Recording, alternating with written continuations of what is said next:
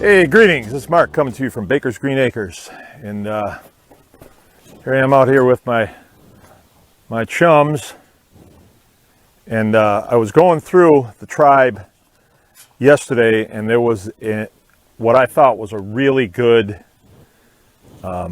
question there. And you know, if I had decided that I was going to answer it in writing, I think it would take quite a long time. So I've been waiting for the right time to answer that, and now's the time.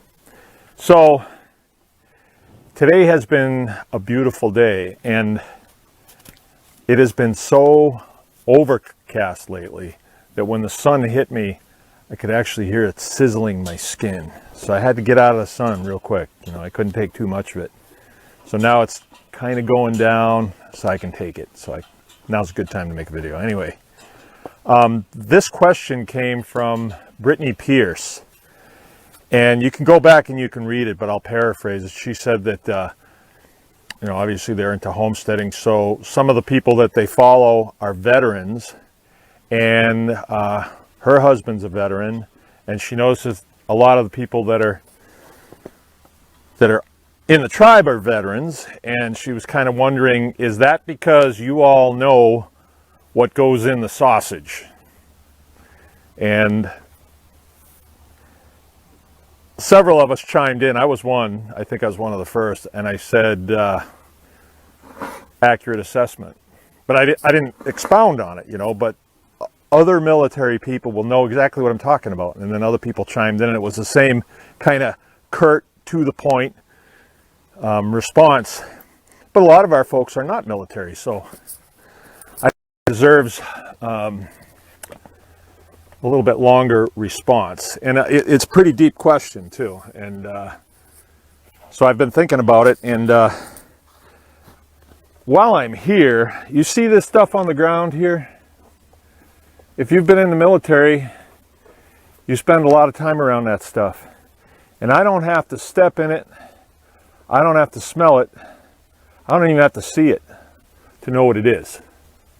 So that's kind of what knowing what's in the sausage means. Like if you have bad meat and you want to hide it, grind it, make sausage out of it. I think that's what she's saying. Well, I don't want anybody grinding my sausage for me if I can help it, unless they're my friends. And so that's kind of the point. It's to keep these processes close to home, keep it in the family if we can, so we know what's going on. But there is something else. I thought about it on a deeper level. Like if I was sitting around with a bunch of other GIs, I'd say, look, I spent 20 years in that environment, and it could be sometimes a really abrasive environment.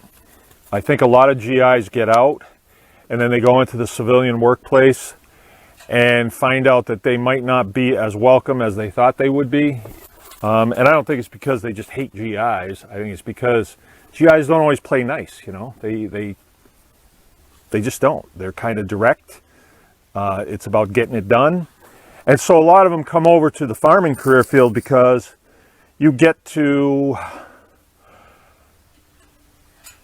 look at a situation, determine there's a problem, formulate a solution, and execute. You get to do that. And you don't have to wait for people to tell you what to do. All right. There was a guy I was in the service with, and he'd say, he was throwing stones at being in the service, and he'd say, I don't like being told what to do by people dumber than me. And I've used that a lot over the years, dumber than me, right? And he probably got out of the service and went into the civilian workforce and thought, man, I didn't have it so bad, because he had come into the service right out of high school. And he was only in for about 5 years, and then he got out thinking it was so much better on the outside. Another thing too is a lot of GIs have been places where they see that, look, I don't want to be out of certain things. I don't want to be out of fuel. I don't want to be without tools. I don't want to be without ammunition, let's say. I don't want to be without food. That's a big thing. You don't want to be without food, because you know what happens when you're without food. So I think there's security in the homesteading career field because you you get to face your food. You know that your food is good. You know what went into the sausage, as it were. And another thing, as an older guy coming out of the service, reliability is a big deal. When you're expecting your subordinates to do what you've asked them to do, and your survival depends on that, you know, that's reliability. And I think in the civilian world, we don't see that because, you know, everything's kind of a game, you know, in a lot of respects. And one of the entities that we deal with is these departments, like Department of Agriculture and so on. And, you know, I don't play games with them. I really don't like to partner with them because I think they're amateurs. They're not people that do actually what we do. They're people who probably want to do what we do, but they feel like they've been through a couple college courses and they want to tell us what to do. And I can't get into that. You know, I don't want people dumber than me telling me what to do about my career field. So it's a good place, I think, for GIs to come here. GIs, I mean government issue. That's kind of a generic term for whatever service you were in. It's a good place to come and develop and get yourself clean, dry, and serviceable once again, because it's a big shock when you come out of the military and everything's kind of, you know, there's a way to do it, there's a right way, there's a wrong way. And I'll tell you, here's a story about how you get after a while. This is how I reacted to certain things. I went to a military base north of us. It's called K.I. Sawyer, and it was a sister base to the base, one of the bases that I worked at. It's a B-52 outfit. And it had been closed down and turned over to a civilian development firm, I guess. And so I was just up there, and I just had this yearning to go onto a base again.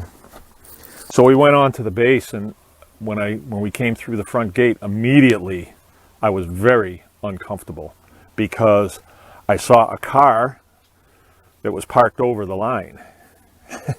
Now that's a problem on an active military base. Things have to be right.